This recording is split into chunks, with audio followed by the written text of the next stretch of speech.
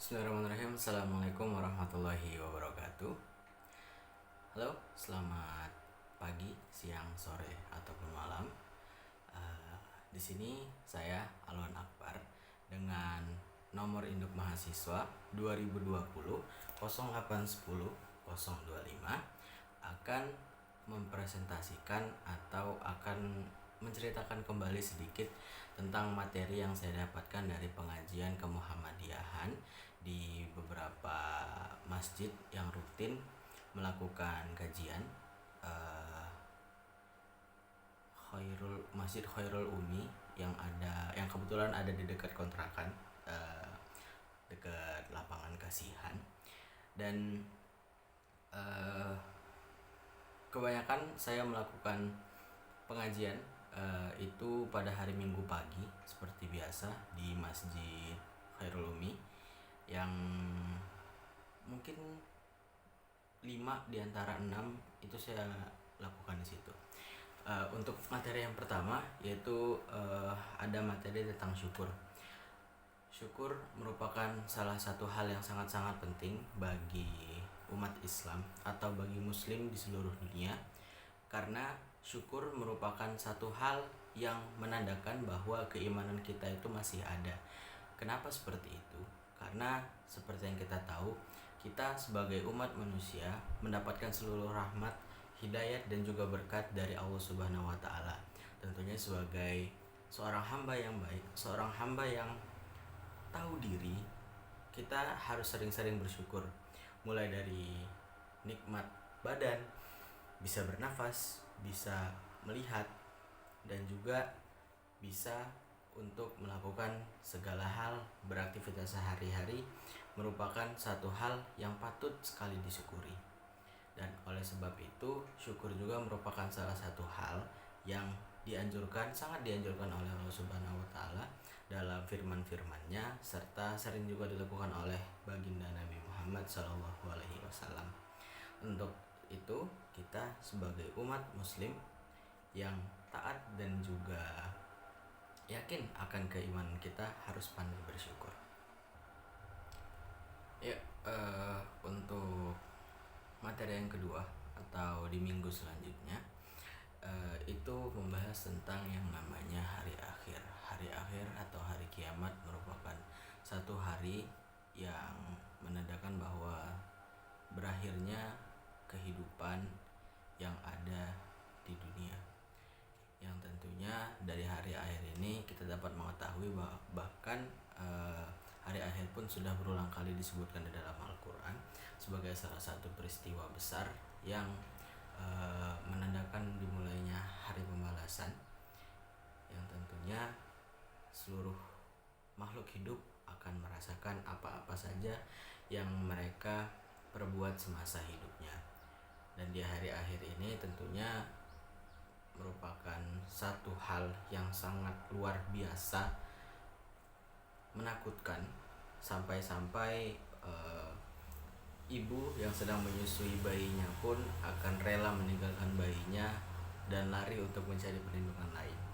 Dan insya Allah kita memiliki panutan, kita memiliki Nabi Muhammad SAW yang selalu berdedikasi untuk hidupnya, bahkan hingga akhir hayatnya selalu membicarakan tentang umatnya.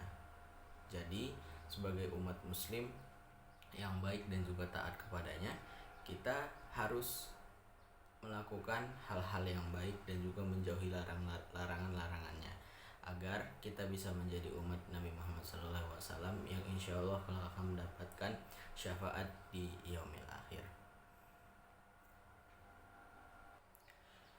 Untuk materi yang selanjutnya itu ada materi tentang kesyirikan. Materi tentang kesyirikan yang pasti semua orang banyak yang melakukannya secara tidak sadar. Kesyirikan merupakan salah satu dosa besar yang bahkan Allah pun sangat-sangat melaknat siapapun yang melakukan sebuah kesyirikan.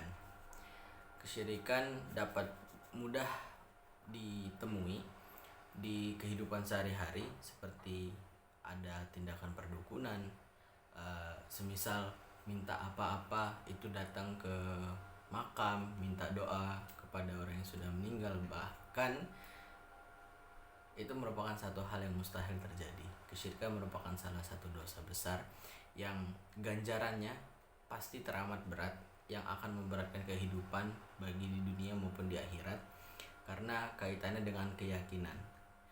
Dasar dari masuk Islam sendiri adalah keyakinan bahwa Tuhan Allah Subhanahu wa taala adalah satu-satunya Tuhan yang Maha Esa, dan juga Nabi Muhammad itu adalah utusannya.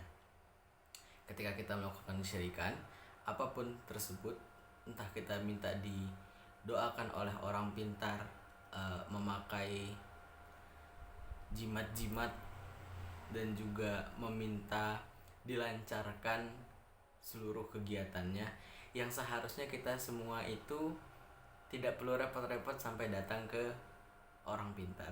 Kita tinggal berdoa, sholat, dan juga memohon kepadanya, karena Allah Subhanahu wa taala Maha segala-galanya, yang tentunya pasti akan selalu bisa mengabulkan apa-apa yang kita minta dengan jelas, tanpa harus melakukan hal-hal konyol seperti yang dilakukan kepada mereka yang suka datang kepada dukun. Dan tentu saja kesyirikan merupakan dosa besar yang na'udzubillah min dzalik, semoga kita semua dihindarkan dari keburukan tersebut.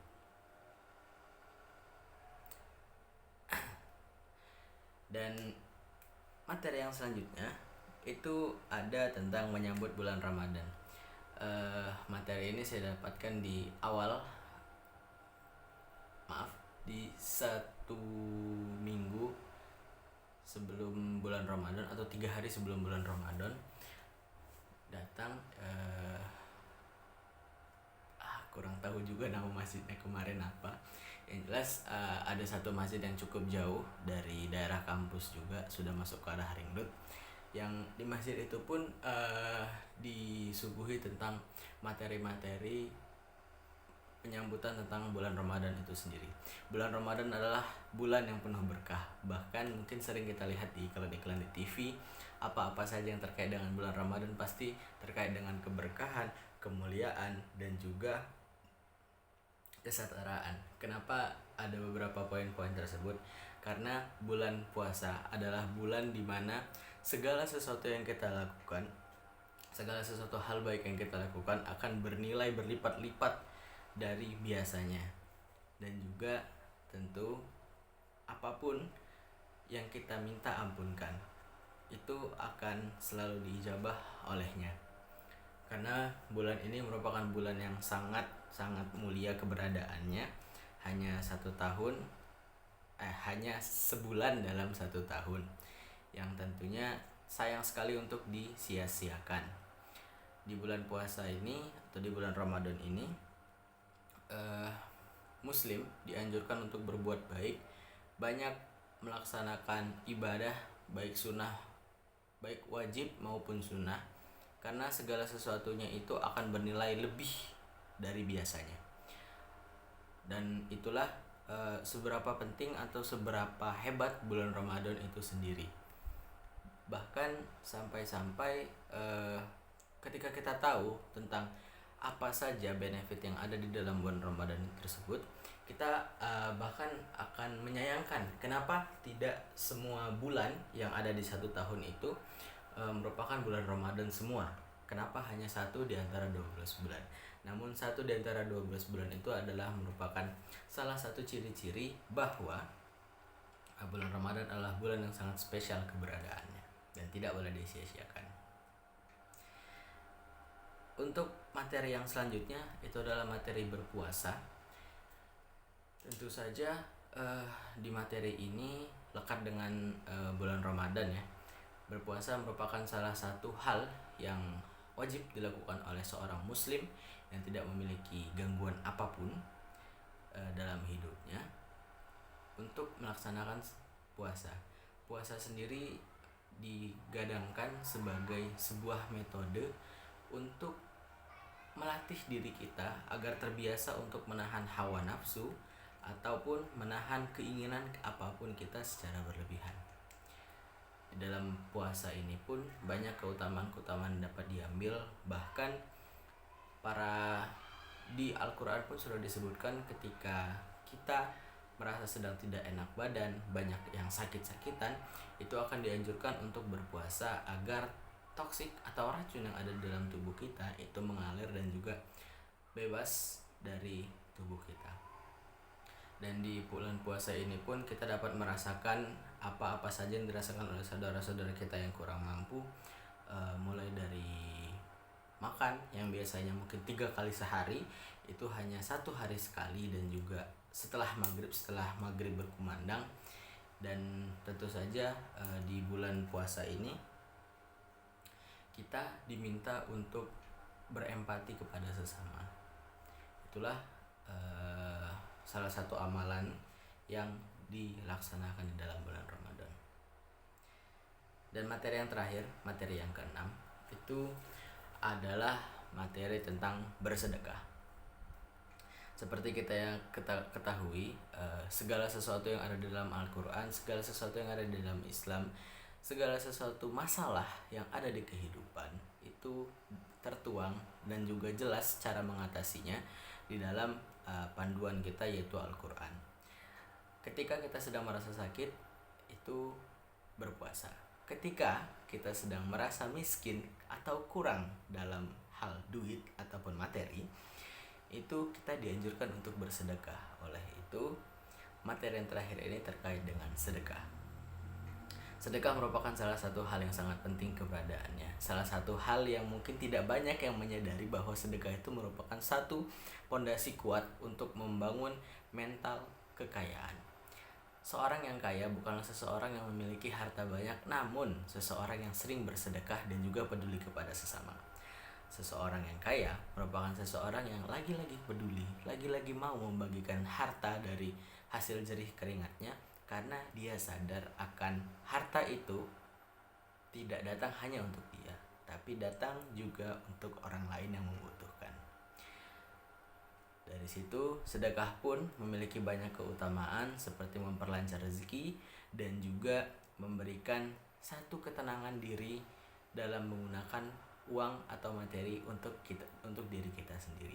Karena ketika kita sudah memberikan orang lain, sudah bersedekah kepada orang, itu artinya insya Allah bagian orang lain yang ada di harta kita itu sudah kita berikan kepada yang benar-benar berhak mendapatkannya. Mungkin sekian rangkuman dari kemuhammadiyahan saya. Assalamualaikum warahmatullahi wabarakatuh.